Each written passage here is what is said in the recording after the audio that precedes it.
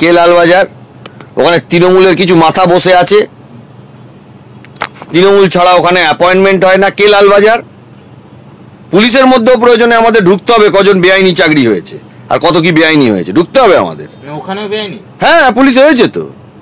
আপনি জানেন আরজিকর ঘটনার পরে কলকাতা পুলিশের তরফ থেকে বিক্ষোভ হয়েছিল যে আমরা মৌখিক কথায় কাজ করবো না, লিখিত ইনস্ট্রাকশন দিতে হবে। যাবো, ডকুমেন্ট আসছে, আমরা এই নিয়েও মামলায় নামবো। তৃণমূল পুলিশগুলোকে হাঁটাতে হবে।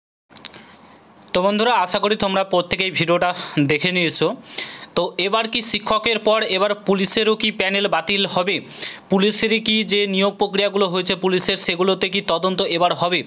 তোমরা প্রত্যেকে জানো, এর আগে আমরা বহুবার দেখেছি যে পশ্চিমবঙ্গ পুলিশের যে নিয়োগ প্রক্রিয়াগুলো হয়েছে সেখানে অনেক কিছুতেই আমরা দুর্নীতির একটা গন্ধ পেয়েছি। অনেক ক্ষেত্রেই আমরা যে দালাল চক্র, দালালের যে মোতায়েন, মানে দালাল যে অ্যাক্টিভ রয়েছে এবং দালাল চাকরি পাইয়ে দিয়েছে, এমনকি ডকুমেন্ট সহকারে অনেক ক্যান্ডিডেটকে ধরাও হয়েছে।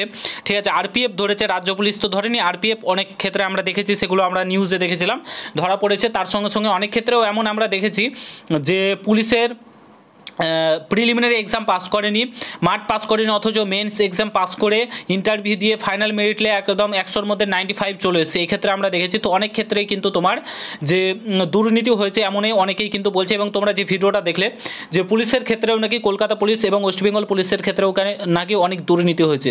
তাহলে কি এবার পুলিশের ক্ষেত্রেও তদন্ত শুরু হতে পারে? পুলিশেরও কি প্যানেল বাতিল হতে পারে? সমস্ত কিছু নিয়ে আজকের এই ভিডিওতে আলোচনা করব। পুরো ভিডিওটা দেখার চেষ্টা করবে। আর তোমরা যদি এই চ্যানেলে নতুন হও, অবশ্যই চ্যানেলটাকে সাবস্ক্রাইব করে পাশে থাকা বেল আইকনটাকে প্রেস করে দেবে। যখনই আমি নতুন ভিডিও আপলোড করব তার নোটিফিকেশন সর্বপ্রথম পেতে অতি অবশ্যই চ্যানেলটাকে সাবস্ক্রাইব করে দেবে। ফার্স্ট অফ অল বলে রাখি, তোমরা তোমাদের মতামত অবশ্যই জানাও যে এই নিয়ে তদন্ত হওয়া উচিত কি হওয়া উচিত না। 2018, 19 এবং 20 তিনটে নিয়োগ প্রক্রিয়া হয়েছে, বড় বড় যে নিয়োগ প্রক্রিয়াগুলো। তারপরে কলকাতা পুলিশে একটা 2200 মতো নিয়োগ প্রক্রিয়া হয়েছে, 2200 না 2400। তারপরে তোমার হয়েছে লেডি কনস্টেবল একটা নিয়োগ প্রক্রিয়া হয়েছে। টোটাল 5টি নিয়োগ প্রক্রিয়া হয়েছে। ঠিক আছে, মানে আমি কনস্টেবলের কথা বলছি। তারপরে তোমাদের এসআই, ওয়ারলেস অপারেটর, এগুলোর ক্ষেত্রে অনেক ক্ষেত্রেই নিয়োগ হয়েছে। তো সব ক্ষেত্রে একটা দুর্নীতির গন্ধ কিন্তু আমরা দেখেছি। তো তোমাদের মতামত কি মনে হয় যে এই নিয়ে তদন্ত হওয়া উচিত? অনেক ক্ষেত্রেই বলছে যদি তদন্ত হয় তাহলে 100%-এর মধ্যে 60% দুর্নীতিগ্রস্ত, টাকা দিয়ে, ঘুষ দিয়ে, দালাল চক্রের হাত ধরে তারা চাকরি পেয়েছে। অনেক ক্ষেত্রেই অনেকে অনেক রকম বিভিন্ন সোশ্যাল মিডিয়াতে কিন্তু হচ্ছে। এই যে 26,000 চাকরি বাতিল গেল, তারপর থেকে কিন্তু এই নিয়ে প্রশ্ন উঠছে যে পুলিশের চাকরির ক্ষেত্রেও একবার তদন্ত হওয়া উচিত। বিশেষ করে এই জিনিসটা উঠছে কখন থেকে বলো তো? যে কসবাই ডিআই অফিসের সামনে শিক্ষকরা যে ছোটোখাটো একটা আন্দোলন করেছিল, সেখানে পুলিশরা লাঠিচার্জ করেছে, মারধর করেছে, লাথি মেরেছে। তারপর থেকে পুলিশের উপর মানুষের ক্ষোভ উগড়ে উঠছে। কারণ শিক্ষকের উপর লাঠিচার্জ করাটা এটা একদমই মানে সত্যি কথা বলতে খুব খারাপ বিষয় করেছে। পুলিশ খুবই ঘৃণাতম কাজ করেছে, এটা করা একদমই উচিত হয়নি। কারণ তারা একদম যোগ্য শিক্ষক ছিল, অবশ্যই তারা যোগ্যতার সঙ্গে চাকরি পেয়েছে, তাদের হাত ধরেই অনেকে পুলিশ হয়েছে, কেউ আদার্স কিছু হয়েছে। ঠিক আছে, তো তাদের হাত ধরেই সমস্ত কিছু হয়েছে। তো তাদেরকে এইভাবে মানে করা শুধুমাত্র রাজ্য সরকারের মানে দোষের জন্য তাদের উপরে এইভাবেই করাটা কোনোদিনও উচিত হয়নি। তো তারপরে তো একটা জোর দাবি উঠছে যে পুলিশেরও তদন্ত করা উচিত। ঘুষ দিয়ে টাকা পেয়েছে, দল ধরে টাকা দিয়ে চাকরি পেয়েছে, এরকম ধরনের প্রচুর একটা উঠছে। সত্যির দিকে পুলিশের ক্ষেত্রে তদন্ত হতে পারে? ফার্স্ট অফ অল বলে রাখি, তদন্ত না হওয়ার কিছু নেই, হতে পারে। আমরা শিক্ষকের ক্ষেত্রে দেখেছি এবং পুলিশের ক্ষেত্রে বহুবার দেখেছি। এবং যেমনটা তোমরা ভিডিওর প্রথমেই শুনতে পেলে, ঠিক আছে, তো তদন্ত না হওয়ার কিছু নেই। এখন রাজনীতি ঢুকে গেছে, বুঝতে পারছো। এখানে বিরোধী দলনেতাগুলো চান্স পেয়েছে, কিংবা আদার যারা রয়েছে প্রত্যেকে চান্স পেয়েছে এবং দেখতে পাচ্ছে। এবং সত্যি তো দুর্নীতি হয়েছে, শিক্ষকের ক্ষেত্রে দুর্নীতি হয়েছে, মানে এগুলো তো দুর্নীতি না হওয়ার কিছু নেই, দুর্নীতি না হওয়ার কিছু নেই, হতেই পারে।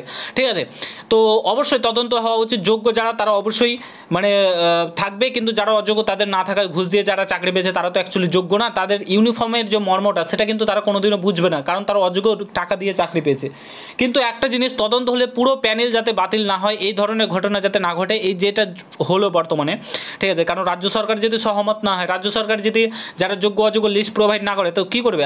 বাদ দেবে। তো সেম কেস হয়েছে। তো বর্তমানে এখন কী হবে, তদন্ত হতেও পারে আবার না হতে পারে। তাছাড়াও আমাদের সমস্ত এক্সাম তো এমনিতেই পেন্ডিং পড়ে রয়েছে, কোনো এক্সামই হচ্ছে না। ঠিক আছে, সমস্ত এক্সাম এমনিতেই পেন্ডিং পড়ে রয়েছে। তো এক্সামগুলো যাতে তাড়াতাড়ি দ্রুততার সাথে হয়, এটাই আমরা কোর্টের কাছে একটা মানে বলতে পারি আর্জি। এবং তাড়াতাড়ি যাতে এক্সামগুলো কন্ডাক্ট করা, ছেলেমেয়েরা হতাশ হয়ে আছে, 1.5 বছর ধরে বসে আছে। ঠিক আছে, কোনো নিয়োগ প্রক্রিয়া হচ্ছে না, সমস্ত নিয়োগ প্রক্রিয়া আটকে রেখেছে। শুধু পুলিশ বলে না, সব ক্ষেত্রে রাজ্য সরকার জঘন্য জায়গায় নেমে গেছে, একদম নিচে নেমে গেছে। সমস্ত কিছুতেই দুর্নীতি, বালি চুরি, কয়লা চুরি, টাকা চুরি, ঘুষ দিয়ে চাকা, শিক্ষক মানে শিল্প নেই, চপ শিল্প, এই শিল্প সমস্ত কিছুতে দুর্নীতিতে ঢুকে গেছে। ঠিক আছে, প্রচুর খারাপ অবস্থা বর্তমানে পশ্চিমবঙ্গে দেখতেই পেয়েছো। তারপরে এই যে প্রোটেস্ট হচ্ছে, এই মারধর হচ্ছে, দুই ধর্মের মধ্যে দ্বন্দ্ব হচ্ছে, মারামারি হচ্ছে, কাটাকাটি হচ্ছে, এগুলো একদম জঘন্যতম জায়গায় চলে গেছে আজকে পশ্চিমবঙ্গের হাল বেহাল অবস্থা। ঠিক আছে, খুব খারাপ লাগছে দেখে। আজকে ওয়েস্ট বেঙ্গল যেখানে মানে ভারতবর্ষের মধ্যে নাম্বার 1 পজিশনে থাকার কথা, সেখানে আজকে শেষের দিক থেকে প্রথমে রয়েছে। ঠিক আছে, ওয়েস্ট বেঙ্গল চাকরির দিক থেকে বলো, শিল্পের দিক থেকে বলো, উন্নতির দিক থেকে বলো, সব দিক থেকে। ঠিক আছে, তো আশা করি বুঝতে পারছো। তো দেখা যাক, তদন্ত যদি হয় তো হবে, এবং আমাদের পড়াশোনা চালিয়ে যেতে হবে, পড়াশোনা থামালে হবে না, প্রত্যেকে পড়াশোনা চালাও, এক্সাম অবশ্যই হবে, এগুলো মিটে গেলেই, সমস্ত কিছু মিটে গেলে এক্সাম হবে।